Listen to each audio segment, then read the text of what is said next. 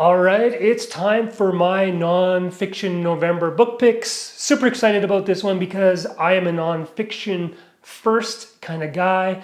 Got a ton of nonfiction books that I can recommend, and I'm just going to plow right in. This is going to be pretty quick. I'm not going to go into the books in too much detail because these videos can't be taken forever. So let's just jump right into this one. I'm going to start with fellow Canadian Margaret Macmillan's landmark history of the Paris Peace Conference to close World War I. It's called Paris 1919, and this is a sort of a must-read if you want to understand the world that we are living in today, because so much conflict, so many problems that are still going on today were generated as a result of the decisions that were made here. So one of the best and most important history books ever written, highly recommended.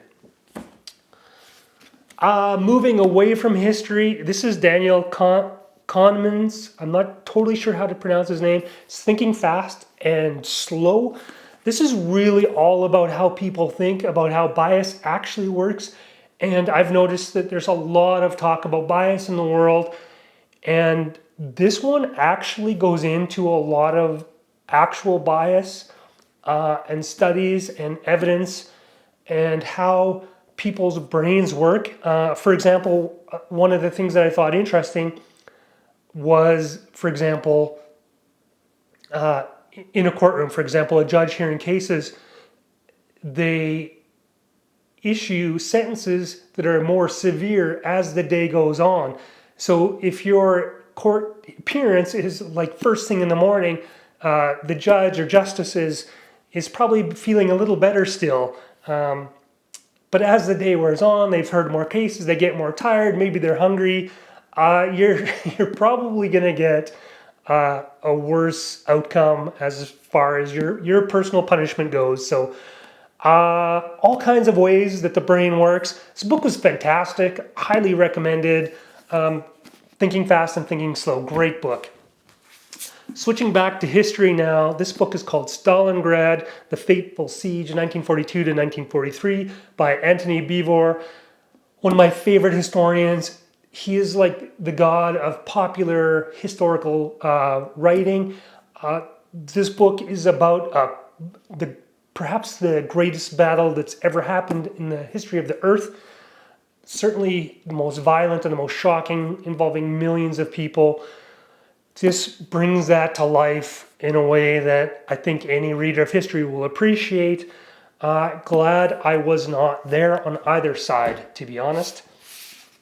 Staying with history now, Red Famine by Anne Applebaum. This is about the Holodomor, the starvation in the Ukraine caused by the Bolsheviks, that was intended to sort of break the back of Ukrainian nationalism and independence, and also and perhaps more importantly, but equally at least, the will of the peasantry to resist collectivization and nationalization. Most of the peasants just wanted to farm on their own, and this is a book about a shocking episode in history. These kind of books are important. They should be read because, it shows and they illustrate where things can go if we are not careful about our societies, protecting them and making sure that they stay civil and don't trend into violence. So it's a good book. It's a good read as well, and highly recommended. This is Red Notice by Bill Browder. Bill Browder was an investment banker that really got things going from a sort of international banking and investment perspective in Russia after the fall of the Soviet Union. He got on the wrong side of Vladimir Putin and some of the Bolsheviki and had to flee Russia. This is a page turner. There's a few sort of real life page turners that involve Russia, like the escape of Oleg Gordievsky, who was a KGB agent, that are just like real life page turners. This is a fantastic book. It's interesting because it covers the international capital system, but also the intrigue and the murderous operations within the Russia, and you see it all the time. You know, people falling off balconies, people killing themselves with knives. You know, killing themselves, right? So super interesting. Highly recommended. It's really good if you're not into like hardcore history or whatever, and you want to get into nonfiction in a sort of accessible way. This is a great book to do that. So yeah, Red Notice by Bill Browder. Another history. This is a bit off off the charts, this one, but this is really good. I really like this. I like this sort of eclectic history sometime. This is by Simon Winchester, and it's called The Map That Changed the World.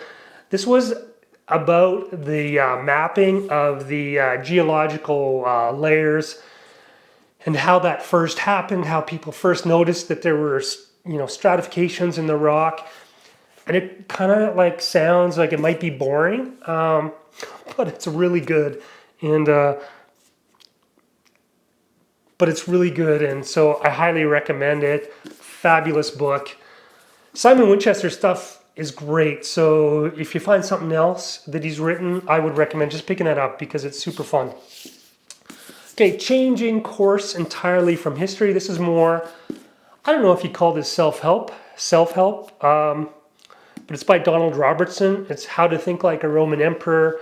He's sort of a Marcus Aurelius type, Stoic guy. Donald Robertson. What I liked about this one is like it can be hard to just kind of read a book of philosophy, even a Stoic philosopher like Aurelius or Epictetus or whoever, and sort of say, okay, now what? How do I apply that in my life? What can I apply in my life? But this is like a how-to actually, and it comes with sort of exercises and each chapter sort of sums up and it's a really good book. It'll really sort of bridge that gap between sort of abstract or esoteric knowledge and practice in daily life. So recommend that one. I got a ton here actually, more than I thought. This one I always recommend to people in my personal life as well. It's called The Anxious Generation. It's by Jonathan Haidt. This is about two things. Well, this is about the anxiety that kids are suffering right now, but he talks about two things. And one is the smartphones and social media, and you hear about that all the time.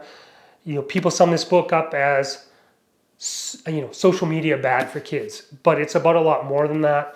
It's also about free play and providing kids the freedom to do things themselves because that's how they develop. Certainly how I developed as a kid.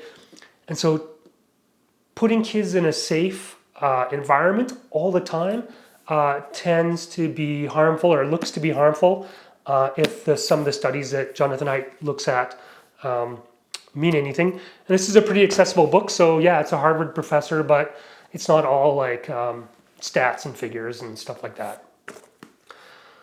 Okay, next book, Homage to Catalonia by George Orwell. This is kind of an autobiography of his time as a soldier in in a militia, the POUM, in the Civil War in Spain. And everybody knows George Orwell. We've all read 1984, Animal Farm, maybe Road to Wigan Pier. This is fantastic. This is one of the best books that I've ever read. Orwell's amazing. His experiences there were off the charts. Hard to believe, actually. So highly recommend that you read that one. The Managerial Revolution by James Burnham. Political science, this one, written in the 1940s, so a long time ago. But this one, to me, this explains where we are in the modern world today, the conflict that we're having. I don't know how he wrote it, actually, and how he sort of predicted the future. In my opinion, I know that there's lots of people that maybe have a different opinion on James Burnham, but that's mine. The last one, because I'm running out of breath here, the very last one is Emperor of Rome by Mary Baird. This one I really liked. This isn't like a chronological history of the empire or, you know, Roman emperors and succession. This is about what it was like to be a Roman emperor. And I thought this was super cool. It was like how they lived, you know, how they ate, the kind of things they got up to. And I read this after after we got back from Rome. So I actually picked it up in Rome and brought it back with me. Could have bought it here. That's not part of the story per se, but after having been in Rome and walked through Diocletian's palace, walked through the Forum, walked through all these sites, and then picked this up and read what it was like to be an emperor living in those same places that I had just a week before walked through, or the Colosseum. That was really cool. Actually, sort of, it was different than I normally do. Like often I read first and then go, but this time I went and then read second, and it was actually really, it was a different experience, and I think something that I might do again. Like there's a balance there. How much do you want to know before you go, or how little do you want to know before you go? And to give your chance a sense to read about it later after you've walked on those same paving stones. So fantastic book, highly recommended. If you're looking for battles and stuff like that, it might not be the one, but if you're into Roman history, I think you're gonna appreciate this regardless. So those are my recommendations for Nonfiction November. Hope you liked at least a couple of those. If you do read them, or if you have some thoughts on any of these, appreciate hearing back from you in the comments below. Please like this video. Please subscribe. Why wouldn't you, really? It's you feel compelled right now. You want to subscribe, right? So just kidding. I actually don't care that much. Hope you're well. Have a great day. Take care.